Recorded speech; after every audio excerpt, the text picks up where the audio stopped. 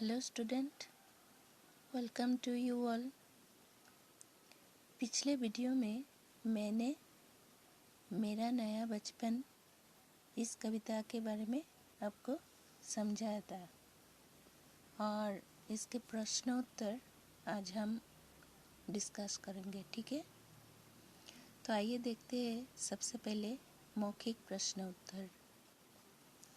मौखिक में क्या लिखा है? कवियत्री को अपना बचपन क्यों याद आ रहा है? तो इसका उत्तर इस प्रकार है। कवियत्री को अपना बचपन इसलिए याद आ रहा था क्योंकि, इसे मैंने पॉइंट वाइज लिखा है, उसे अपनी बेटी से अपनी झलक दिखाई देती है। नंबर 2, कवियत्री की बेटी अपनी हरकतों से सबका ध्यान अपनी ओर आकर्षित कर रही है। नंबर 3, कवियत्री को याद आती है कि वो बचपन में ऐसे ही क्या करती थी। अभी प्रश्न खो, माँ काव से बच्चे की किस आदत का पता चलता है? माँ काव से बच्चे के तुतलाने की आदत का पता चलता है। प्रश्न ग, माँ को बच्चे के साथ बच्चा बनना क्यों अच्छा लगता है?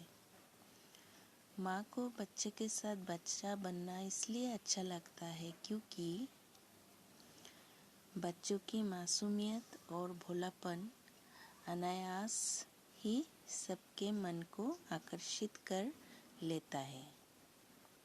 बच्चा बन जाने पर मन में छाई हुई तमाम परेशानियां, मुसीबतें और चिंताएं कुछ देर के लिए गायब हो जाती है। अपना बचपन याद आ जाता है। बच्चों की तरह हरकतें करने और तुतलाने का आनंद ही कुछ और होता है।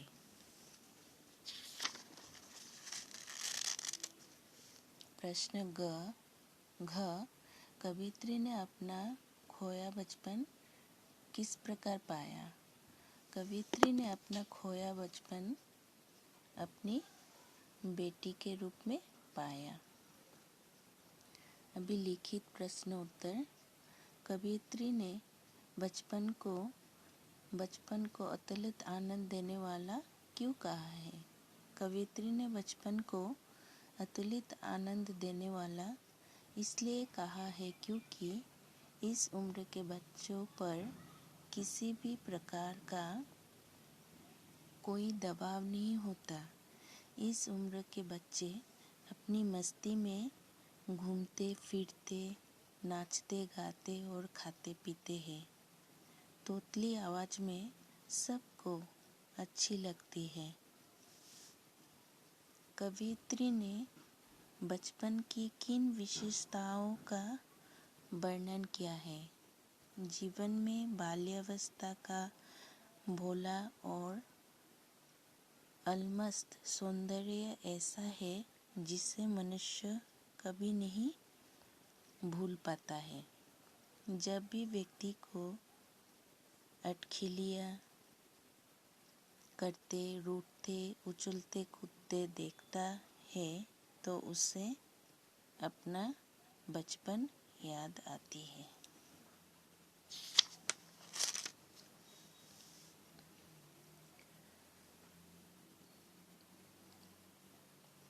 प्रश्न ग, बच्ची के रोने पर माँ ने उसे कैसे चुप कराया? बच्ची के रोने पर माँ ने उसे अपनी गोद में बिठाया और झाड़ पोंछ कर तथा चूम चूम कर उसे चुप कराया। कवियत्री का बच्ची बन जाने का क्या अर्थ है? कवियत्री के बच्ची बन जाने का अर्थ यह है कि वो अपनी बेटी के साथ खेलने के लिए उसके जैसे ही हरकतें करने लगती है। अभी भाव स्पष्ट कीजिए। यहाँ पर पंक्ति दिया है और इसका प्रश्नोत्तर है, बेकुल व्यथा मिटाने वाली वो अपनी प्राकृत विश्रांति। इन पंक्तियों के माध्यम से कवियत्री कहना चाहती है कि युवावस्था में नई नई जिम्मेदारियों के आने से मन चिंतित रहता है। कवियत्री इससे विचलित होकर बचपन को पुकार उठती है और कहती है, मेरे प्यारे बचपन, तू एक बार फिर से आ जा, मेरी चिंताओं से बोझिल जीवन को फिर से अपनी निर्मल शांति से भर दे।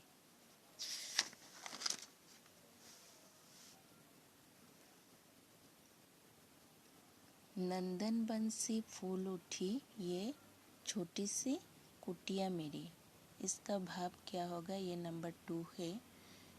इन पंक्तियों के माध्यम से कवियत्री कहना चाहती है कि बिटिया के अचानक बोल उठने के कारण वो उसकी ओर देखती रह गई।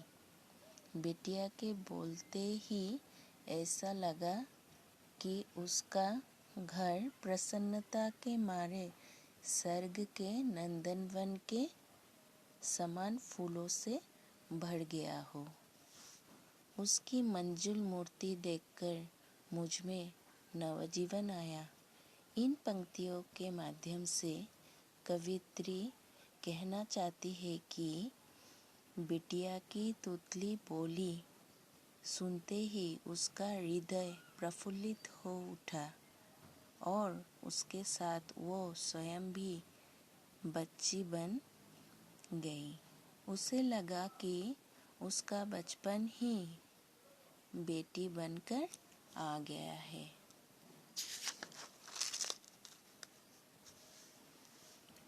पठित पद्यांश के आधार पर पूछे गए प्रश्नों के उत्तर दीजिए।